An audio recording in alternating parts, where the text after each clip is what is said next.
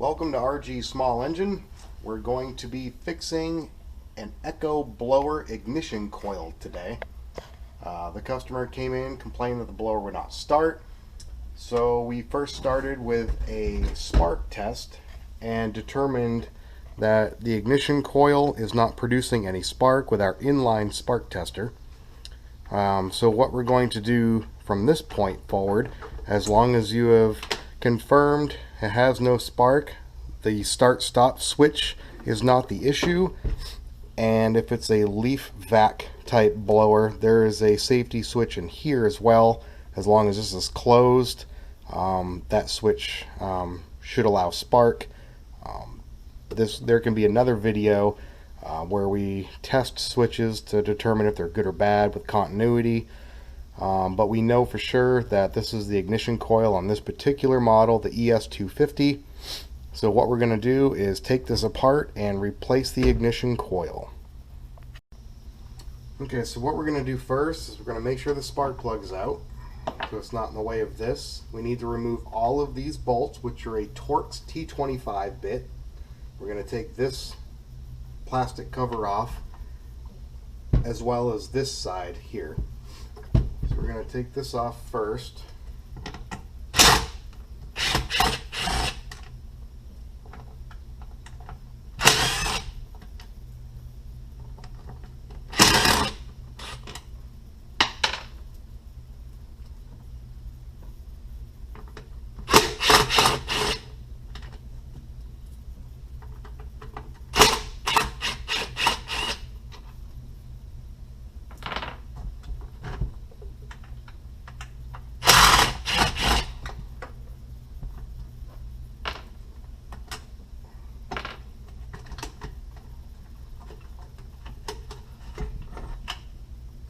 We'll set that out of the way.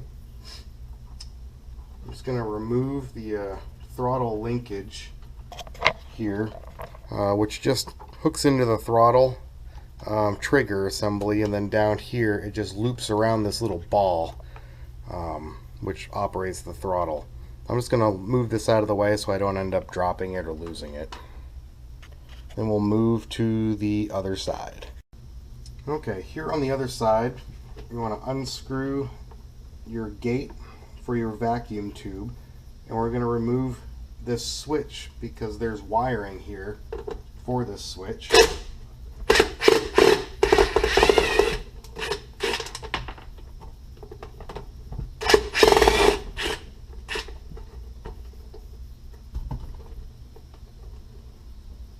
going to remove that. Keep those screws separate, they're a different size. And then we can unplug this micro switch here. Just set it off to the side. Then we just remove the rest of the screws and take this side off.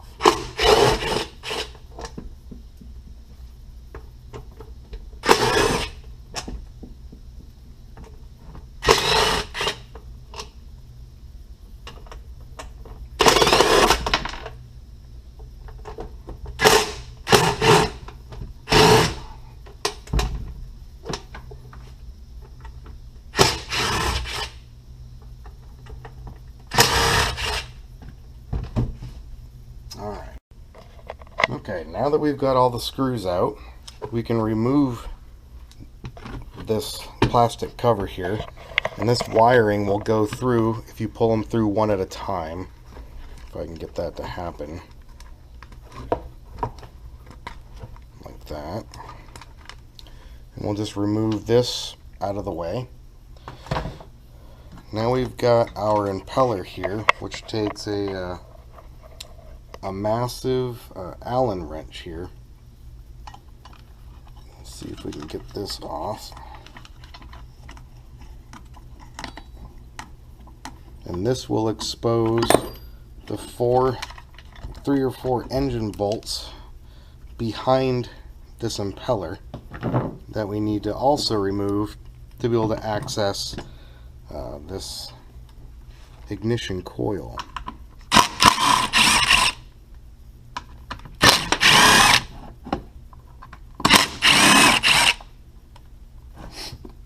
Okay, so we've got those out.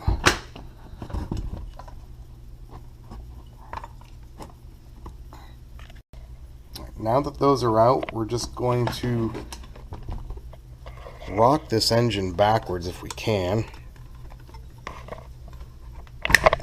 Just enough so that we can see this ignition coil here that we're going to replace.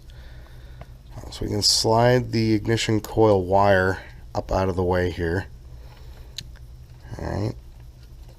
And we've got the kill wire that just plugs in. We'll unplug that. Then we just need to remove these two screws. Okay, so we've taken out the screws. We have our new ignition coil here. So we're just going to remove this old one. It's garbage. And set the new one here in place. And I'm just going to start these just by hand first, just to hold it in the way. Like that. And we're going to transfer over the grommet to fit in here, and also the spark plug boot is going to go on to this one as well. Okay, now we need to air gap this ignition coil.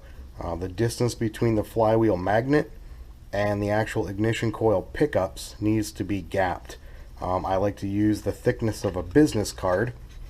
So since these bolts are loose and I can move this coil, I put it in between the flywheel and the coil, and then I just roll the flywheel around to the magnet part, and it will pull the coil up against the magnet with the business card being in between. Then you got your proper gap. Tighten down these bolts to hold it there, pull the card out, and that's all there is to that.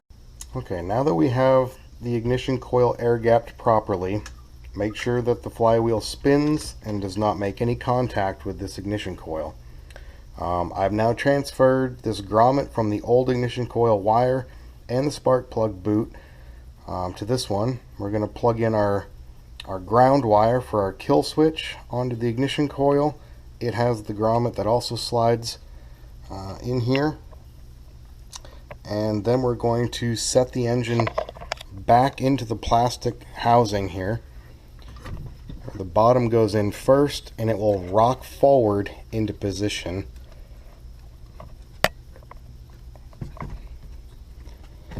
And once we get that in there, then we will start bolting it in from the other side.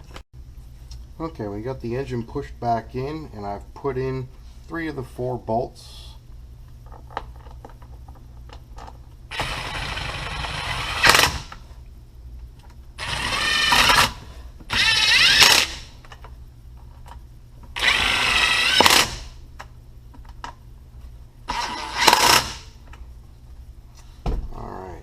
Now we're just going to assemble this in reverse order that we took it apart.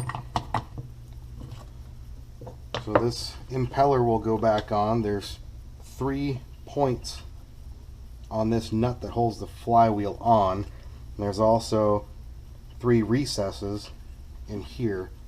Just want to make sure that those line up and this thing seats on flush all the way. And you can put your nut and your bolt back on here with the washer.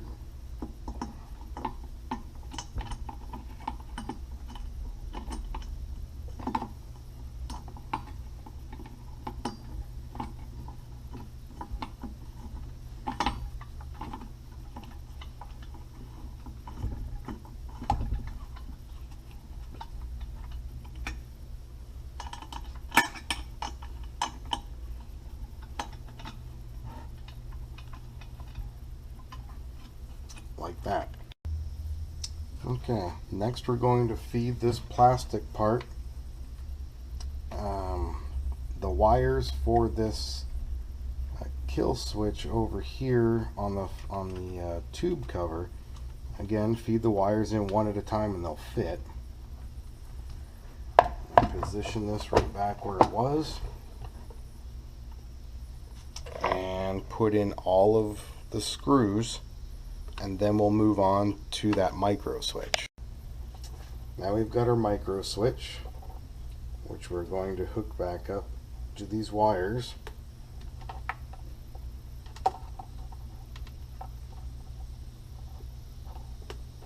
Now these wires travel in this channel here so that everything will close and not pinch the wires. You want to make sure that you get those in the right spots. Now that we've got our wires routed and the switch pushed back on, make sure your extended switch here that touches this thing when it's closed sits back in there where it belongs and pushes on the switch. Then you can put your cover on and put in the 2 screws to hold it. Okay, now we're back to the other side. I've hooked up my throttle linkage with the throttle cable down here, and I'm making sure that everything works smoothly there, which it does. So now we're going to make sure all of our wires are tucked away in the journals they belong, and we're going to put on our last cover. Okay, now I've put the cover back on. I've put the spark plug wire into the little notch built into here. That just holds it out of the way. I put in all of the screws, including the one down there. Now I'm just going to put in my spark plug and see if this will fire up. Okay, the spark plug's in, the boot is on, prime, choke, switch is on run.